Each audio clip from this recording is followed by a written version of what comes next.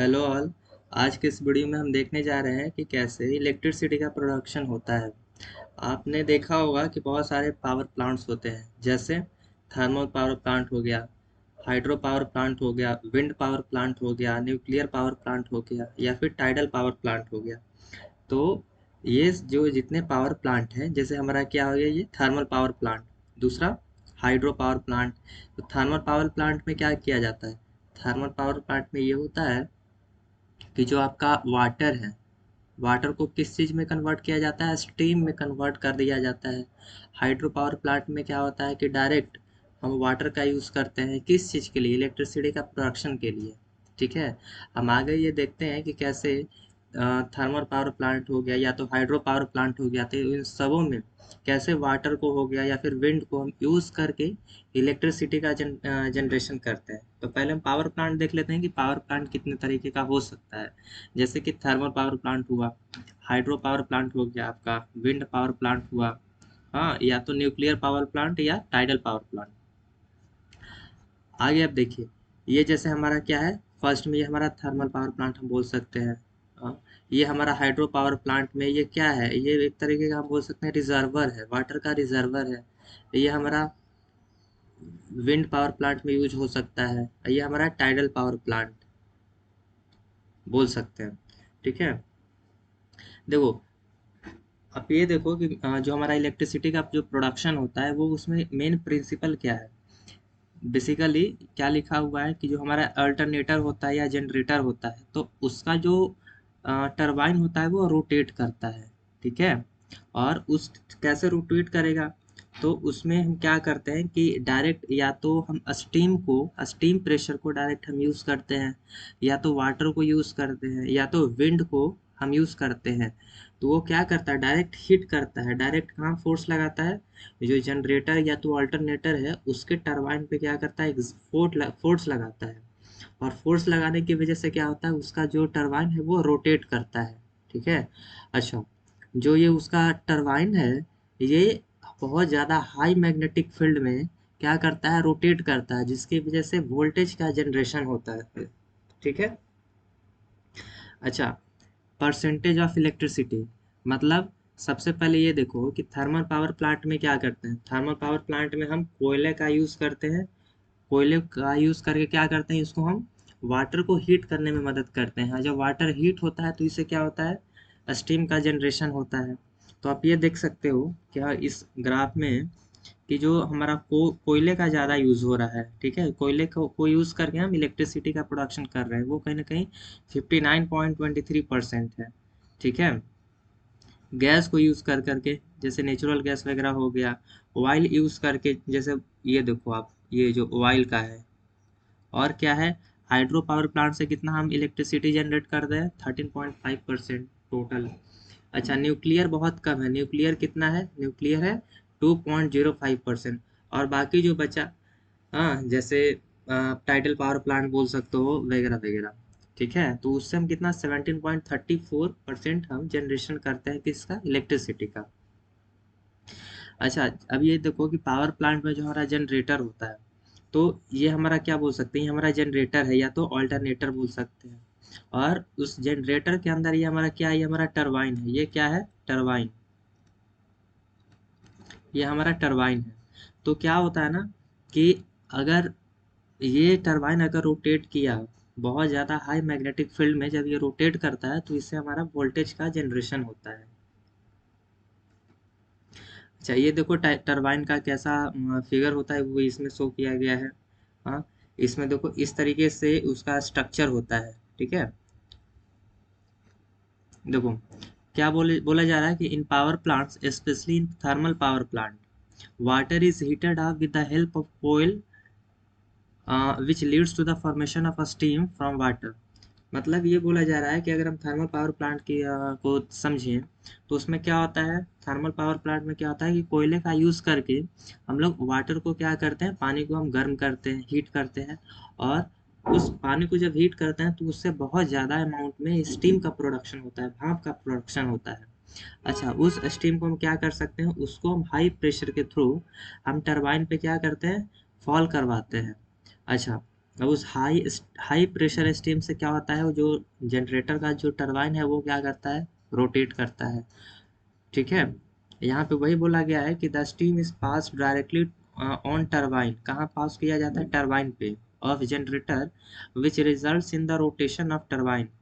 और इस वजह से क्या होता है, जो हमारा जनरेटर का जो टरबाइन होता है वो रोटेट करता है, जिसकी वजह से वोल्टेज का जनरेशन होता है, मतलब हम बोल सकते हैं कि इलेक्ट्रिसिटी का प्रोडक्शन होता है। ठीक है। अच्छा, ये किस प्रिंसिपल पर काम करता है, ये हमारा इलेक्ट्रोमैग्नेटिक इंडक्शन पे काम करता है। मतलब कि अगर कोई हमारा कंडक्टर वैरिंग इलेक्ट्रिक फील्ड में रखा हुआ है और अगर वो कंडक्टर रोटेट कर रहा है with respect to magnetic field, तो उससे क्या होता है, ईएमएफ का जनरेशन होता है। समझ में आ रहा है। अच्छा, अब आप ये समझो कि अगर लेट से अगर हम थर्मल पावर प्लांट को अगर इंस्टॉल किया जा रहा है, तो वो क्या करेगा, वो बहुत लार्ज अमाउंट ऑफ वाटर को यूज़ करेगा। ठीक है, पानी को यूज़ करके तो उसको स्टीम में कन्वर्ट कर सकता है। तो वो पानी कहाँ से लाएगा, वो नदी से वो पानी लाएगा। अगर कोई आसपास रिवर हो, तो ये भी आप समझने वाली बात है कि जो थर्मल पावर प्लांट आप इंस्टॉल करने वाले हो, तो उसको कहाँ पे क्या इंस्टॉल कर सकते हैं, जहाँ पे जो रिजर्वर हो पानी का, जहाँ पे रिजर्वर हो वहीं पे हम लोग थर्मल पावर प्लांट को इंस्टॉल कर सकते हैं। ठीक है। अच्छा, नहीं तो हम ये भी आप देख सकते हो कि अगर बहुत दूर लेट से अगर कहीं पे रिवर है और उससे बहुत दूर आप पावर प्लांट को सेटअप करते हो, तो वहाँ पे ट्रांसपोर्टेशन कॉस्ट ज़्यादा आएगा। ठीक है। दूसरा क्या है कि water is getting boiled in boiler. अब हम क्या करते हैं कि पानी को क्या कर रहे हैं, पानी को हम हीट कर रहे हैं, किसकी मदद से कर रहे हैं, तो कोयले की मदद से हम उसको हीट कर रहे हैं। अब वो क्या, पानी जो है कहाँ पे हीट होता है, तो बॉयलर में यूज होता है। आप इस तरीके से देख सकते हो, इसका बॉयलर का डायग्राम दिया हुआ है। अच्छा, अब देखो ये thermal power plant should near the coal mines, जहाँ पे कोल माइंस नज़दीक में पड़े, जहाँ पे कोयला का जो खदान है वो जहाँ पास में पड़े, वहीं पे हम लोग थर्मल पावर प्लांट को सेटअप करना चाहिए। नहीं तो क्या होगा, इससे ट्रांसपोर्टेशन कॉस्ट आएगा। मान लो कोयला का जो खदान है वो मान लो इस पॉइंट पे है और थर्मल पावर प्लांट को इस पॉइंट पे सेटअप किया गया, यहाँ से यहाँ तक जो डिस्टेंस है बहुत ज़्यादा डिस्टेंस है, तो क्या हुआ, यहाँ पे ट्रांसपोर्टेशन कॉस्ट आएगा। ट्रांसपोर्टेशन कॉस्ट बहुत ज़्यादा आएगा। तो इस ट्रांसपोर्टेशन कॉस्ट को मिनिमाइज करने के लिए हम क्या करें कि जो ये थर्मल पावर प्लांट है, थर्मल पावर प्लांट इसको हम वहाँ ना सेटअप करके हम यहीं पे सेटअप कर लें, तो ये ज़्यादा बेनिफिशियल है। ठीक है। और ट्रांसमिशन लाइन के थ्रू हम क्या कर सकते हैं कि पावर जो हम जनरेट हुआ है उसको हम दूसरे लोकेशन तक भेज सकते हैं। ठीक है। नहीं तो अगर यहाँ पे डबल ट्रांसपोर्टेशन कॉस्ट आएगा। एक आप ये देखो कि अब अगर कोल माइन यहाँ पे है, कोल माइंस यहाँ पे है, और यहाँ पे अगर ये थर्मल पावर प्लांट लेट से यहाँ तक का जो ट्रांसपोर्टेशन कॉस्ट आएगा वो अलग है। और यहाँ से अगर आप किसी दूसरे लोकेशन पे ट्रांसमिशन लाइन के थ्रू अगर आप पावर को सेंड कर रहे हो, भेज रहे हो, तो उसका अलग ट्रांसपोर्टेशन कॉस्ट आएगा। ठीक है। तो आप ये देखो कि जहाँ पे कोयले का खदान रहे वहीं पे क्या कर सकते हैं कि पावर प्लांट को सेटअप करना ज़्यादा बेनिफिशियल है। और जहाँ पानी का रिजर्वर बहुत ज़्यादा हो, जैसे आसपास कोई नदी है, हाँ आसपास कोई नदी है, तो वहाँ पे सेटअप करना ज़्यादा बेनिफिशियल होगा। अच्छा, अब ये देखो कि पानी जब बॉयल हो जाता है, गर्म हो जाता है, तो उसको ठंडा करने के लिए हम कंडेंसर का यूज़ करते हैं। और ये कहाँ होता है, ये जस्ट बिलो, कहाँ पे होता है, बॉयलर के जस्ट नीचे होता है। क्लियर है। तो यहाँ पे क्या करते हैं, वो जो बॉइल्ड वाटर है, जो गर्म पानी है, उसको वापस से ठंडा करने के लिए हम कंडेंसर का यूज़ करते हैं। और इसी पानी को वापस हम यूज़ करते हैं। क्यों यूज़ करते हैं, वापस हम स्टीम जनरेट करने के लिए। ठीक है। ये जो बॉयलर के अंदर देखो इतना पतला पतला ये ब्लेड होता है, जिसमें ठंडा पानी क्या करता है, फ्लो करता रहता है। ठीक है। जिसकी वजह से जो हॉट वाटर है, जो वापस से क्या हो जाता है, कूल हो जाता है। ठीक है। अच्छा, अब इसका बहुत सारा एडवांटेज और डिसएडवांटेज है। एडवांटेज ये है कि आप इससे लार्ज अमाउंट ऑफ एनर्जी को प्रोड्यूस कर सकते हो, जैसे थर्मल पावर प्लांट में। तो वहाँ पे हम लोग कोयले का यूज़ करके क्या किए, पानी को गर्म किए, बॉयल किया, उससे स्टीम का जनरेशन किए। और वहाँ पे हम टरबाइन को क्या करें, रोटेट करवाएं। ठीक है। दूसरा, हम जैसे न्यूक्लियर पावर प्लांट में भी वही होता है, टरबाइन को आप रोटेट कर सकते हो, ठीक है, इलेक्ट्रिसिटी का अगर आपको प्रोडक्शन करना है तो। विंड में है क्या कि विंड माइल्स में क्या होता है कि जो उसका ब्लेड होता है विंड का, हाँ, विंड ब्लेड जो होता है उसको मूव करके क्या कर सकते हैं, हम टरबाइन को रोटेट कर सकते हैं। तो कहीं न कहीं हम ये बोल सकते हैं कि यहाँ पे एनर्जी का प्रोडक्शन हो रहा है और उसको हम लोग कंज़्यूम कर रहे हैं। लेकिन इसका एनवायरनमेंट पे बहुत ज़्यादा असर पड़ता है। इससे हमारा कहीं न कहीं पॉल्यूशन ज़्यादा बढ़ रहा है। इससे इसका डिसएडवांटेज क्या है कि एनवायरमेंटल पॉल्यूशन बहुत ज़्यादा इंक्रीज़ कर रहा है।